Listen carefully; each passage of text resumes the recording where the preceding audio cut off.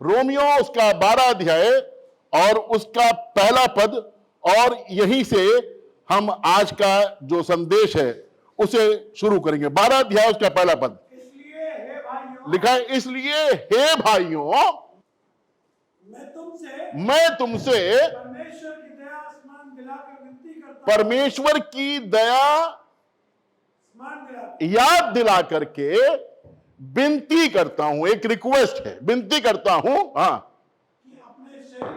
कि अपने शरीरों को जीवित जीवित और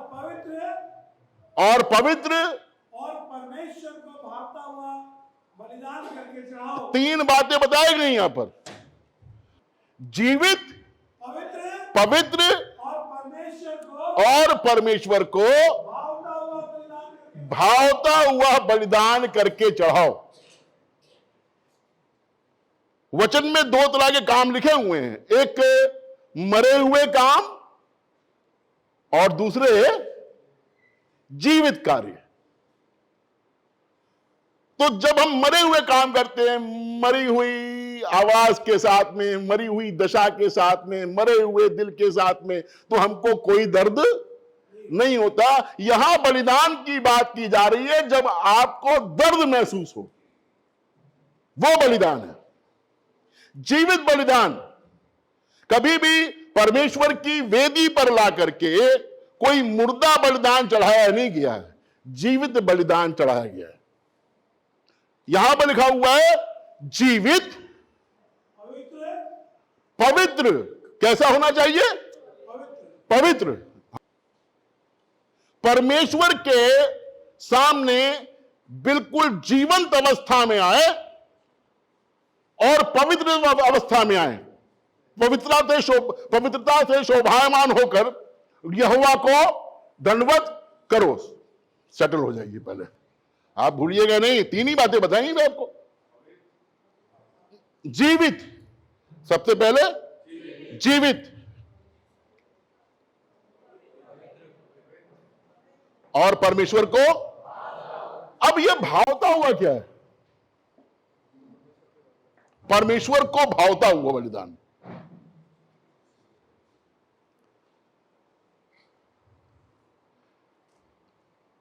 पास्टर लोग मुझसे शेयर कर रहे थे और कह रहे थे कुछ बताइएगा बलिदान के बारे में। फिर कहने लगे जो आपको अच्छा लगे वो बताइएगा। मैंने बहुत पढ़ा वढ़ा, बहुत ज्यादा थियोलॉजी में नहीं गया, थ्योरी में नहीं गया, क्योंकि उतना ज्यादा अगर किसी और को थ्योरी में ले जाएंगे तो समझ से बाहर हो जाएगा। उतना समझाऊंगा जितना आप समझ जाएं।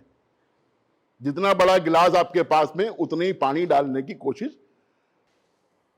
जब उठता है धुआं तेरी हुजूरी का, धुआं उठता था। कैसे धुआं उठता था? धुआं कब उठता है? जब आग लगती है। नहीं बताओ, जलने की बू आ रही। जब कुछ जलता है तो उसकी अलग एक बू होती है, कुछ खुशबू होती है, कुछ बदबू होती है, एक अलग बू होती है। समझ रहे हैं ना?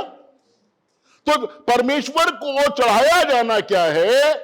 जीवित, पवित्र।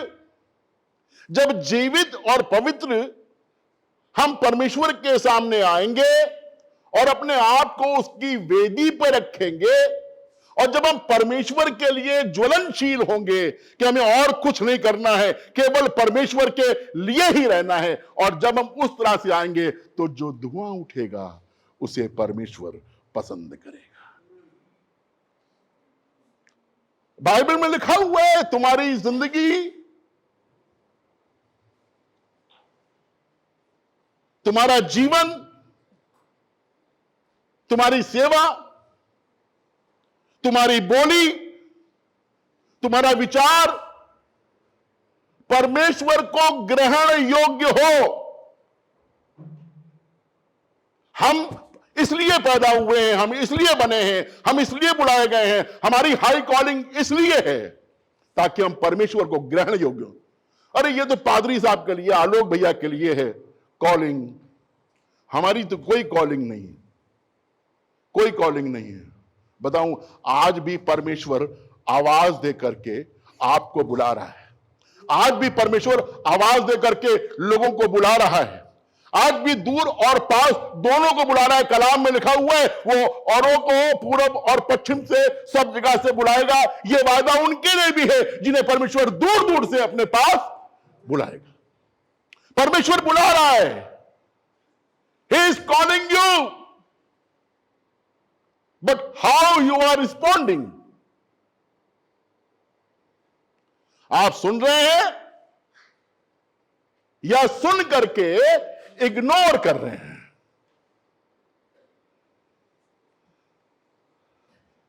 मैं तेरी आवाज सुन करके डर गया और छुप गया। अरे परमेश्वर नहीं कह रहा है कि तू नंगा है, परमेश्वर नहीं कह रहा तूने पाप किया है, परमेश्वर नहीं कह रहा तू भटक गया है। वो तो आज भी आकर के आवाज दे रहा है तुझे, उसी तरह से आवाज दे रहा है जैसे पहले दिया करता था, लेकिन तुझे कुछ हो गया है, तू बुझ गया है, तू छिप गया है। हम भी कई बार छिप जाते हैं, बुझ जाते हैं। कुछ बुझ रहा है। मुझे और आपको ध्यान से देखने की जरूरत है, ये बुझ क्यों रहा है,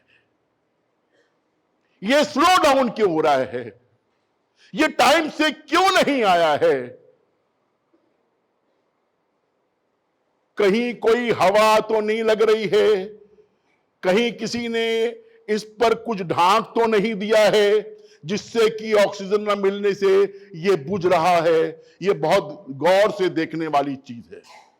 हादिम लोग परखा करते थे कि जो बलिदान चढ़ाया जा रहा है उसमें किसी तरह का कोई खोट तो नहीं है। जानवर तो छोड़ दीजिए, इंसानों के खोट भी जुड़ा करते थे। वो खादिम चेक करके बताया करते थे कि हां, अब ये पवित्र है, अब ये शुद्ध है, अब ये परमेश्वर की आराधना कर सकता है। जीवित, पवित्र और परमेश्वर को भावता हुआ। हम चाहे कैसे भी हो, किस दशा में रहें, लेकिन परमेश्वर को हमेशा भाते रहें। इब्राहिम से परमेश्वर वाचा बांध रहा है। पढ़ेंगे, यह मिलेगा आपको उत्पत्ति उसका 15 अध्याय और उसके 17 पद से पढ़िएगा। उत्पत्ति 15 अध्याय और उसके 17 पद से। और ऐसा हुआ कि जब सूर्य अस्त हो गया और घोर अंधकार छा गया। परमेश्वर ने अब्राहम से कुछ भेंट चढ़ाने को कहा। अब्राहम ने भेंट चढ़ाया।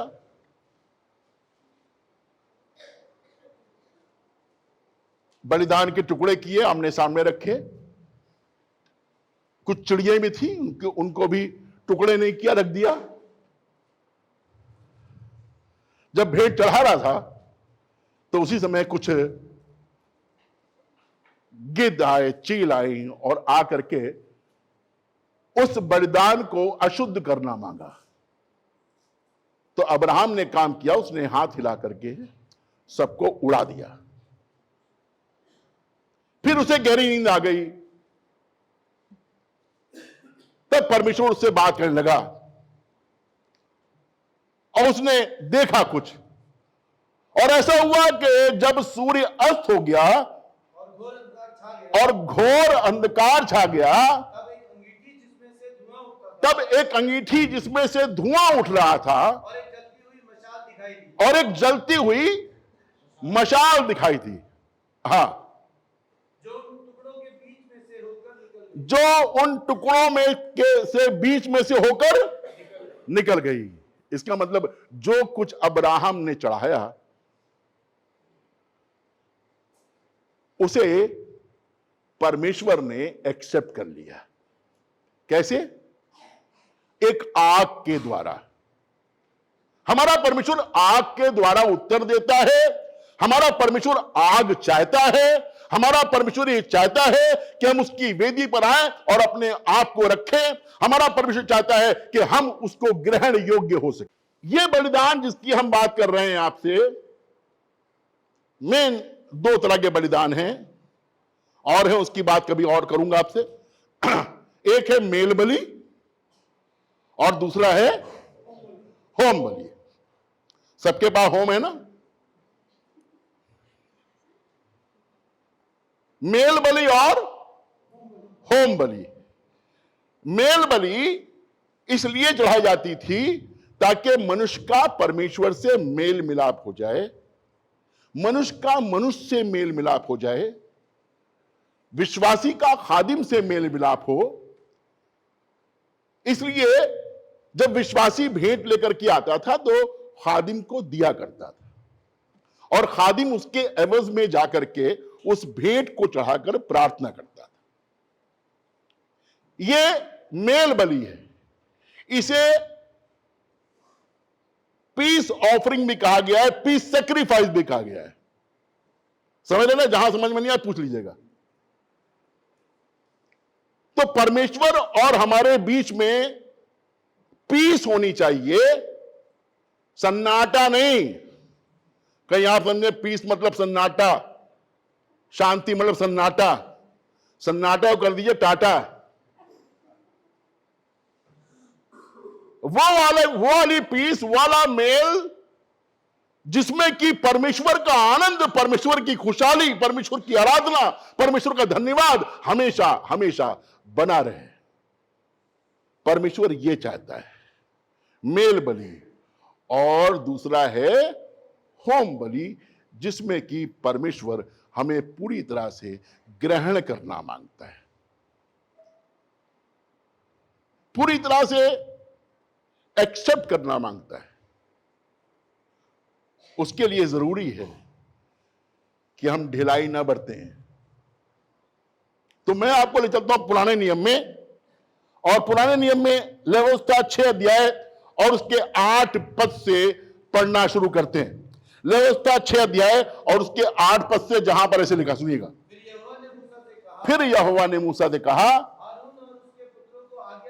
हारून और उसके पुत्रों को आज्ञा देकर ये कहे कि होम बलि की व्यवस्था ये है, होम बलि ईंधन के ऊपर रात भर क्या हो, ईंधन के ऊपर रात भर भोर तक।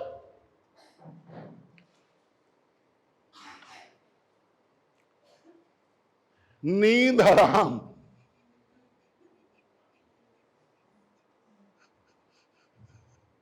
रात में एसी में सोना बड़ा अच्छा लगता है ना। हम भी आलोक भाई कहते हुए जला दो। जरा सोचिए, आलोक भाई उनको बुलाएं और रात भर हीटर पे रख के सुलाएं। रात भर ईंधन पे पड़ा रहे, आग पे पड़ा रहे, और कब तक? भोर तक। तैयार है आप लोग?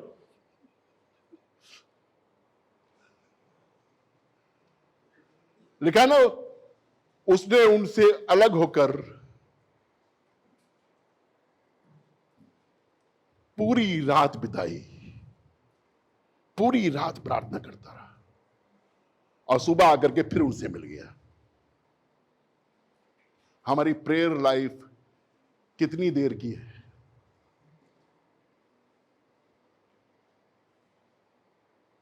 अच्छी बात है, हम संसार में हैं, खुशी मनाते हैं, आनंद रहता है हमारे पास में, बहुत सारी चीजें हैं जिनका हम उपयोग करते हैं। लेकिन क्या आपको मालूम है, प्रार्थना हमारे जीवन में बहुत महत्वपूर्ण योगदान है। परमेश्वर के सामने हम कितना ठहरते हैं। आराधना करना इस तरह से बैठ करके एक आसान बात है। मैं नहीं कह रहा आराधना करना बुरा है, एक आसान बात है।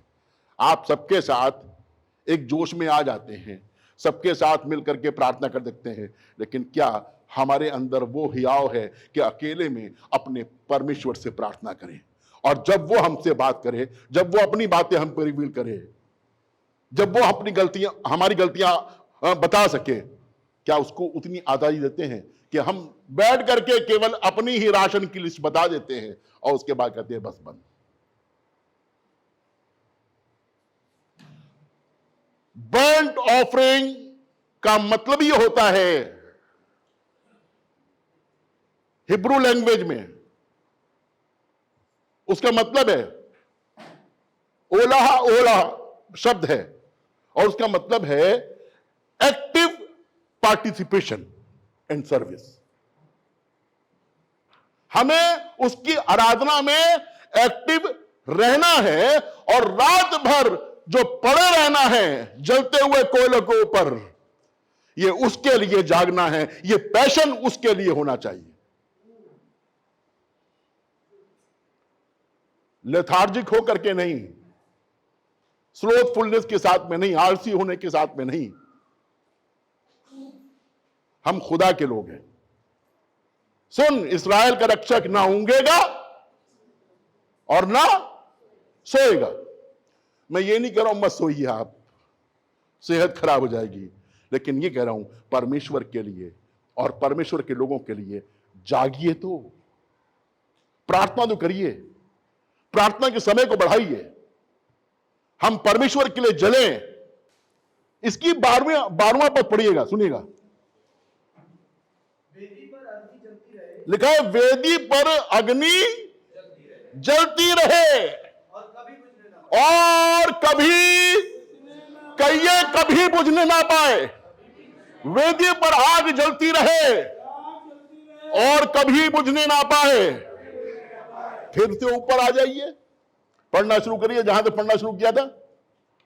हाँ हाँ, और वेदी की अग्नि वेदी पर जलती रहे, हाँ, याजक अपनी सनी के वस्त्र और याजक अपने सनी के वस्त्र और अपने तन पर अपनी सनी की जांघियां पहनकर होमबलि की रात हाँ, से भस्म करने से। जब आराधना में आए तो पहले से आप तैयार होइए कि बड़े आदर के साथ में जैसे परमेश्वर को भाए वैसे आए।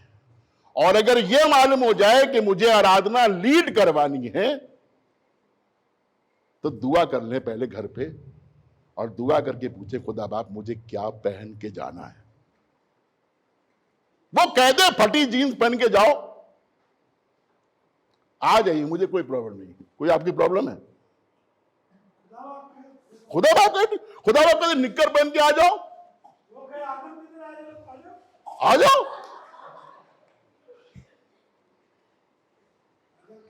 अगर कहे तो, और अगर आप उस दशा में आए और कह रहे हैं खुदा बाप ने कहा, तो ये ध्यान रखिएगा कि हम लोग से भी बात करता है।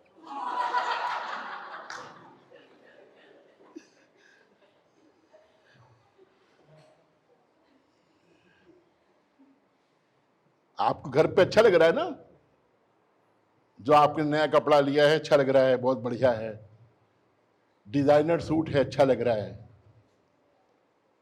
मैं आदमियों की बात भी कर रहा हूं, अच्छा लग रहा है।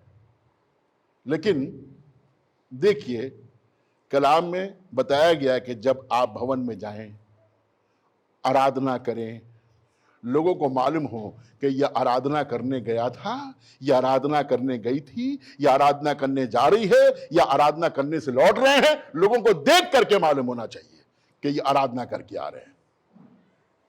ये तब होगा जब जीवित, पवित्र और परमेश्वर को भावता हुआ,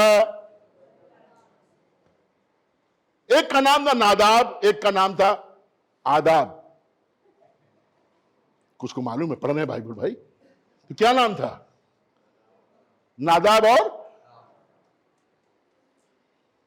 एक का नाम था नादाब। और लेकर जाएंगे और जाकर के यहोवा की आराधना करेंगे।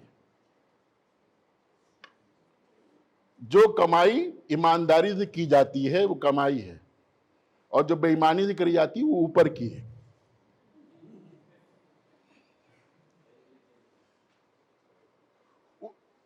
तो जो हमारे समझ में आ रहा है वो तो ठीक है, लेकिन जो अपने मन से करना मांग रहे हैं वो ऊपर की। पैशन तो है। हमारे यहां पूरी सब्जी बांटने वाले बहुत से लोग हैं, कहीं भी बांट देते हैं जाकर के। आज लंगर है, आज यहां बांट देंगे, आज उनके यहां बांट देंगे, आज उनके यहां बांट देंगे। लेकिन जब उनसे कलाम से बताया जाता है कि ऐसे करो, तो सुनने के लिए तैयार नहीं। बढ़िया सूट ला करके दे देंगे, ये लीजिए सूट हम आपके लेकर के आए हैं। हम कहेंगे टाइट, कह रहे जब सूट टाइट हो तो बताइएगा, फिर आ जाएगा। नहीं, अपने हिसाब से। पता मैं आपको, एक हमारा अपना हिसाब है, लेकिन उससे बढ़ करके खुदा बाप का हिसाब है। तरीके खुदा बाप के, आपको मुझे खुदा बाप के तरीकों से ही काम करने की जरूरत है। हाँ, फिर आगे बढ़े, 10वीं आयत पढ़ थे। हाँ, और याजक अपनी सनी के वस्त्र और अपने तन पर हाँ, अपनी सनी की जांघिया पहनकर होमबलि की रात हाँ, जो आग के भस्म करने से वेदी पर रह जाए, हाँ, उसे उठाकर वेदी के पास रखे। हाँ, आगे। तब वे अपने ये वस्त्र उतारकर दूसरे वस्त्र पहने। तब इसका मतलब स्पेसिफिक कपड़े हैं।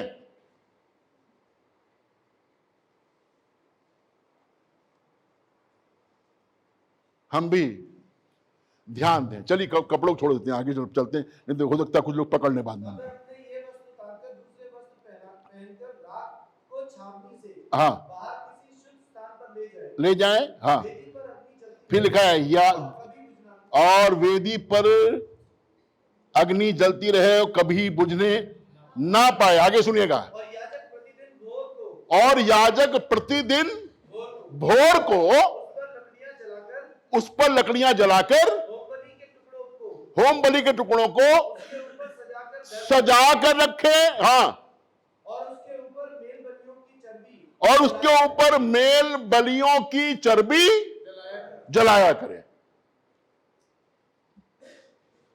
क्या जलाना है आपको? मेल बलियों की। हाँ, ये जो टायर हो रहा है ना,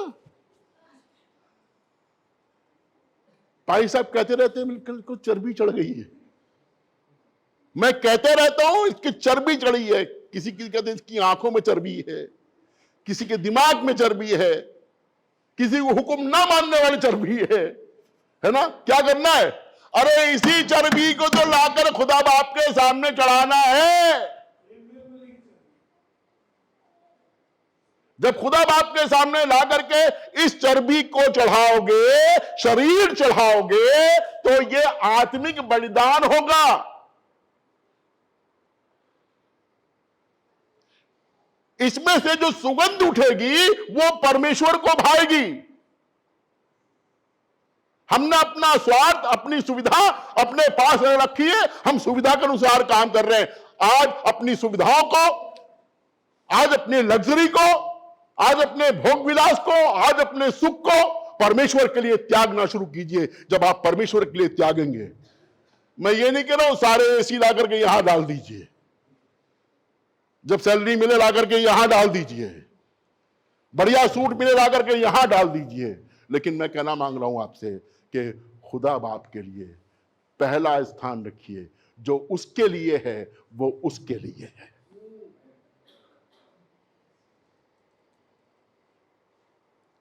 क्योंकि उसने कहा ऐसे तुमको दुनिया से अलग होना पड़ेगा। नहीं, दुनिया में रह कर ही दिखाओ कि हम खुदा बाप के लोग हैं।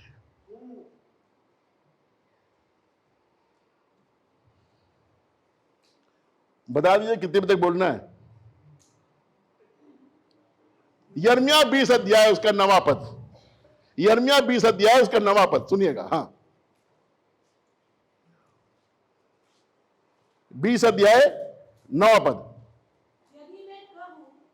यदि मैं कहूं यदि मैं कहूं कि मैं उसकी चर्चा ना करूंगा, ना उसके नाम से बोलूंगा, अरे अब भाई साहब कहने गाने गवाने के लिए, अब कहते बोलने के लिए, अगर मैं ऐसा कहूं, अगर मैं निग्लेक्ट करूं, अगर मैं ना सुनूं, तो सुनिए आगे क्या लिखा हुआ है। तो मेरे हृदय की ऐसी दशा हो, मानो मेरी हड्डियों में रिक्ति हुई आग हो। अरे जो आग मेरे हड्डियों में है वो मुझे जलाने लगे, मुझे विवश करने लगे बोलने के लिए, मुझे विवश करने लगे खुदा की खिदमत करने के लिए। ऐसी आग मुझे और आपको अपने अंदर जला करके रखनी है खुदा के लिए। मेरा पैशन खुदा बाप के लिए हो, मेरा पैशन मेरे परमेश्वर के लिए हो, मेरा पैशन इबादत के लिए हो, मेरा पैशन परमेश्वर की महिमा के लिए हो। यह आग मेरे अंदर जलती रहे। होम बलि जो परमेश्वर को ग्रहण योग्य हो, जीवित, पवित्र और परमेश्वर को भावता हुआ बलिदान। यीशु मसीह जी उठा, मालूम है ना, खाली स्टेप पर नहीं जी उठेगा। यीशु मसीह जी उठा। जब यीशु मसीह जी उठा तो इमाउस के मार्ग पर दो लोग बात करते हुए जा रहे थे, और वो यीशु मसीह के बारे में बात कर रहे थे। जो घटना यरूशलेम में घटी उसकी बात कर रहे थे कि लोगों ने उसे क्रूस पर चढ़ा दिया, और ऐसा लग रहा कि बड़े निराश होकर के बात करते हुए जा रहे थे। फिर लिखा इतने में यीशु मसीह उनके साथ हो लिया, और यीशु मसीह पूछने लगे तुम किसकी बात कर रहे हो। पहचान नहीं पाई। यीशु मसीह कहते तुम किसकी बात कर रहे हो। तो कहने लगे तू अकेला अजनबी है, तुझे नहीं मालूम यरूशलेम में क्या हुआ है, कैसी घटना घटी है, उसे मार डाला गया। तब यीशु मसीह उनसे बातें करने लगा। जब यीशु मसीह उनसे बातें करने लगा, लूका 24 अध्याय उसका 32 पद, जब यीशु मसीह उनसे बातें करने लगा और वो उनके गांव में गया, और गांव में उनके साथ में रोटी तोड़ी, और जब उसने रोटी तोड़ी और इन्होंने अपनी आंख उठा के देखा तो यीशु मसीह वहां से गायब था, यीशु मसीह नहीं था। तब ये आपस में बातें करने लगे। वो क्या कर रहे थे? उन्होंने आपस में कहा जब वो मार्ग में हमसे बातें करता था और पवित्र शास्त्र का अर्थ हमें समझाता था, तो क्या हमारे मन में उत्तेजना। अंग्रेजी में किसी के पास पढ़ दीजिए, अंग्रेजी थोड़ी बहुत तो आती है। हाँ, did not our heart burn within us. हमारे दिल अंदर ही अंदर जले जाती थी। ये कलाम, ये पैगाम, ये संदेश जो परमेश्वर हमको दे रहा है इन दिनों में, जो बड़ी सुविधा के साथ में हम आकर के यहां पर सुन रहे हैं, अच्छे अच्छे खादिम यहां आगे बता रहे हैं। आपके खादिम रात रात भर जाग करके दुआ करके परमेश्वर जो संदेश हासिल करते हैं, इन संदेशों से आपके हृदय में आग लगनी चाहिए, आपके जीवनों में आग लगनी चाहिए, ताकि आप भी उसी आग के साथ में परमेश्वर के काम को कर सके। आपके अंदर वो परिवर्तन हो कि आप वो काम कर सके। यीशु मसीह ने कहा मैं इस जमीन पर आग लगाने के लिए आया हूं, और क्या ही अच्छा होता कि वो आग लग चुकी होती। उस समय से वे काम कर रहा है कि वो चाह रहा है कि उसके लोग एक ऐसे बलिदान बन जाएं जो जीवित हो, पवित्र हो और परमेश्वर को भावता हुआ बलिदान बन सके। इब्रानियों 10 अध्याय और 5 पद से। इसी कारण वह जगत में आते समय कहता है, इसी कारण, अब सुनिएगा ध्यान से, इसी कारण वो जगत में आते समय कहता है, बलिदान और भेंट तूने ना चाहिए। इसका मतलब वो बलिदान जिसके हम बारे में बात कर रहे हैं, परमेश्वर उसे एक दृष्टांत के रूप में मेरे और आपके लिए इस्तेमाल कर रहा है ताकि हम सच्चे बलिदान को समझें। तूने ना चाही, पर मेरे लिए एक देह तैयार की है। मेरे लिए एक देह तैयार की है। हाँ, आगे सुनिए। होम बलियों और पाप बलियों से तू प्रसन्न नहीं हुआ। और होम बलियों से और पाप बलियों से तू प्रसन्न नहीं होता। तब मैंने कहा, देख मैं आ गया हूं। पवित्र शास्त्र में तेरे विषय में लिखा हुआ है, हाँ ताकि हे परमेश्वर हाँ, तेरी इच्छा पूरी करूं। ऊपर तो वह कहता है, तूने तो बलिदान और भेंट और होम बलियां और पाप बलियों को चाहा और ना उनसे प्रसन्न हुआ। यद्यपि ये बलिदान तो उन बलिदानों से परमेश्वर प्रसन्न नहीं हुआ। तो एक बदन तैयार किया। कौन था वो बदन?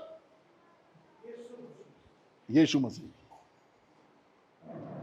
यूहन्ना ने कहा, मैं तुम्हें पानी से बपतिस्मा देता हूं, लेकिन एक आने वाला है जो मेरे बाद आने वाला मुझसे बड़ा है, वो तुम्हें आग से बपतिस्मा देगा, रूह से बपतिस्मा देगा। हमें उसकी रूह चाहिए और उसकी आग चाहिए, उससे बपतिस्मा देगा। हाँ, फिर इसकी नवी आयत, फिर ये भी कहता है, फिर हाँ, आ गया हूं मैं आ गया हूं ताकि तेरी इच्छा पूरी करूं। परमेश्वर की इच्छा पूरी करना यीशु मसीह का एकमात्र उद्देश्य था। तो पुराने नियम के ये बलिदान क्या थे? ये बलिदान थे, इनके मायने थे। नहीं तो इतने जानवर कुर्बान न किए जाते, इतना अन्न जो था वो जलाया ना जाता। इनके मायने थे। ये जो लोग पाप करते थे उनके लिए इनके मायने थे।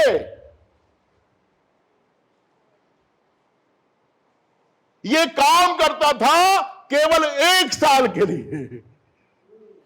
ये बलिदान काम करते थे 1 साल के लिए, और अगले साल फिर बलिदान चढ़ाए जाते थे, क्योंकि साल भर का पीरियड खत्म हो जाता था।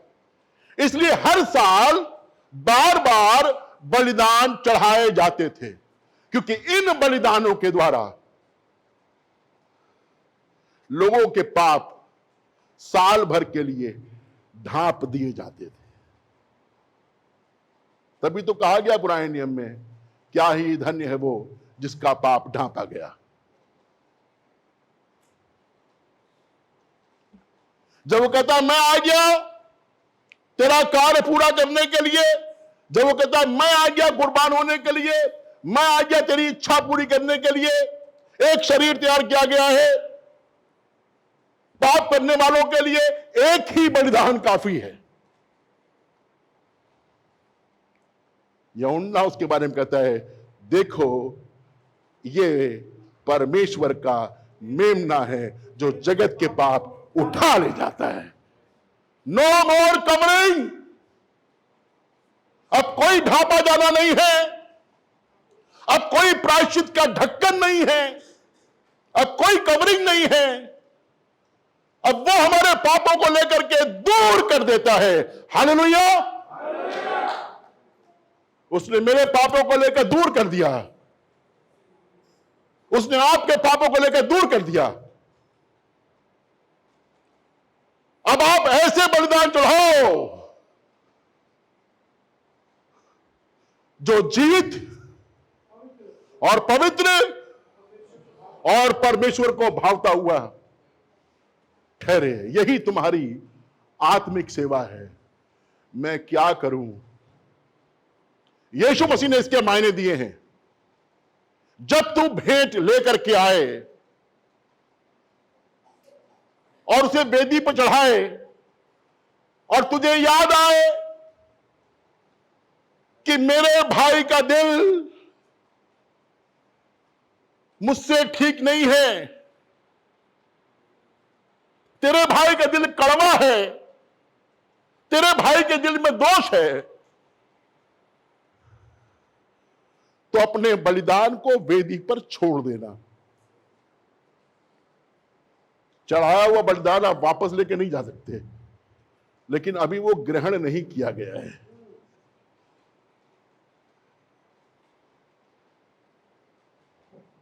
जाकर पहले अपने भाई से मेल मिलाप कर ले।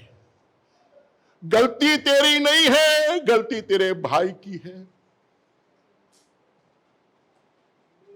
उसने तुझे चोट नहीं पहुंचाई है, उसने तुझे चोट पहुंचाई है, तूने नहीं पहुंचाई है। तेरा दिल नहीं कर रहा है उससे बात करने का, लेकिन जा, खुदा की आग को अपने अंदर जलने दे और जा करके उसे गले लगा ले और कहे, भाई तू मुझे माफ कर दे। और फिर आ और आकर के भेंट चढ़ा, तेरी भेंट ग्रहण की जाएगी। हालेलुया। समझ में आ रहा ना? जीवित, पवित्र और परमेश्वर को भावता हुआ बलिदान। कर्नेलियस, तेरी प्रार्थनाएं, तेरे भेंट परमेश्वर के पास ग्रहण के लिए पहुंच गए। अब तू याफा में एक मनुष्य को भेज करके हादिम को बुला ले, वो आ करके तुझसे ऐसी बातें करेगा कि तू उद्धार पाएगा। मालूम है कर्नेलियस क्या कहा? जब इसने आराधना करी, सबको लेके बैठा था, तो आप पढ़ लीजिएगा, पढ़वाऊंगा, बहुत टाइम लग जाएगा। इसने कह रखा था, अपने कुटुंबियों को इकट्ठा किया था। किसको? किसको? अपने कुटुंबियों को, अपने खानदान वालों को इकट्ठा किया था। और उसने कहा, आज हम सब मिल करके परमेश्वर के सुसमाचार को सुनेंगे। क्या मैंने ऐसा किया? क्या मैं स्वर्ग की सड़कों पर अकेला घूमूंगा?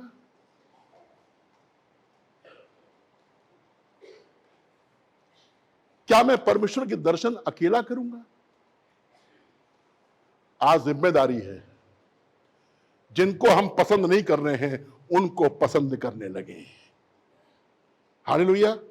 मुझे मुझे मुझे नहीं मालूम कि आपकी किससे अनबन है। हो सकता है यहां बैठे हो लेकिन आपस में अनबन है। हो सकता है आपके खानदान में, आपके घर में, आपके पड़ोस में हो, आपकी उनसे अनबन है।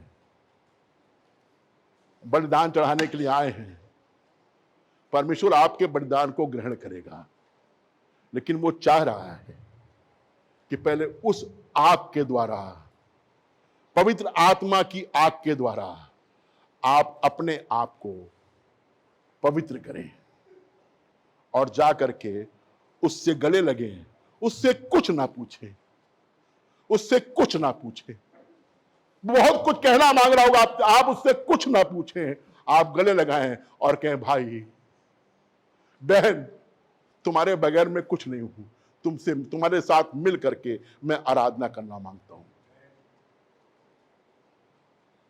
जब आप कहेंगे तुमसे मिलकर के आराधना करना मांगता हूं, तुम्हारे साथ मिलकर आराधना करना मांगता हूं, तुम्हारे साथ मिलकर आराधना, आप देखिए आपकी आराधना में एक अलग महत्व होगा ना। दिल कड़वा करने के लिए बहुत सी बातें हैं। आप कह सकते हैं हाय हाय हाय हाय हाय हाय, ये शाया की तरह बोल सकते हैं, लेकिन जब आप आए, आपको लगे कि हाँ, परमेश्वर के सामने मैं कुछ नहीं हूं, मैंने गलती की है, गलती मेरी है, मेरा अपराध है, क्योंकि सबको मैंने देखा है, हाय हाय किया है, कुड़कुड़ाया हूं, बड़बड़ाया हूं, शाप दिया है, केवल अपने आप को अच्छा समझा है। जब परमेश्वर के सामने मान लेंगे बताओ, परमेश्वर के वेदी पर का जलता हुआ कोयला परमेश्वर का स्वर्गदूत ला करके आपके होठों पे रखेगा और आप कहने पाएंगे, मैं जाऊंगा, मैं जाऊंगा, मैं जाऊंगा, मैं, अरे जोर से, मैं गाऊंगा, मैं गाऊंगा, खड़े होकर, मैं गाऊंगा, मैं गाऊंगा। अब वादा कीजिए, मैं जाऊंगा, मैं जाऊंगा, प्रभु तू मुझको भेज, मैं जाऊंगा, प्रभु तू मुझको भेज, मैं जाऊंगा। देख, मैं आ गया हूं कि तेरी इच्छा पूरी करूं। उसने अपने आप को सच्चे न्याय के हाथ में सौंप दिया और उसने कहा, हे पिता, इन्हें माफ कर, क्योंकि ये नहीं जानते, इन्हें नहीं मालूम कि ये क्या करते हैं। और उसने उन लोगों के लिए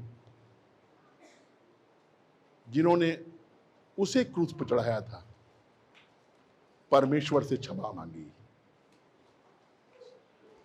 इन्हीं बातों को परमेश्वर के दास ने सीख लिया और जब उसे पत्थर मारे जा रहे थे तो उसने भी प्रार्थना की। स्तिफनुस ने प्रार्थना करी, इनका इल्जाम इन पे ना लगा। जीवित, पवित्र, परमेश्वर को भावता हुआ बलिदान, अपने शरीरों को परमेश्वर को समर्पित करें। अपनी सोच को, अपने विचार को, अपने ख्याल को परमेश्वर को समर्पित करें। और जब अपने शरीरों को जीवित, पवित्र और परमेश्वर को भावता हुआ बलिदान करके चढ़ाएंगे, यही हमारी आत्मिक सेवा होगी। प्यारे खुदावंद, हम शुक्रगुजार हैं कि तुम्हारा खुदा है और तू हमें बार बार मौके देता है कि हम आत्मा और सच्चाई से तेरी आराधना करें, तुझको पसंद आए। हम पर अनुग्रह कर ताकि किसी भी तरह से हम हिंड्रेंस ना बने, बल्कि पूरी तरह से साथ दें और लगे रहें तेरी खिदमत में, ताकि तेरी वेदी की आग कभी बुझने ना पाए। खुदावन इस कलीसिया को बड़ी बरकत दे, खादिम के परिवार को बड़ी बरकत दे। खुदावन यीशु मसीह के नाम से मांगते हैं, आमीन।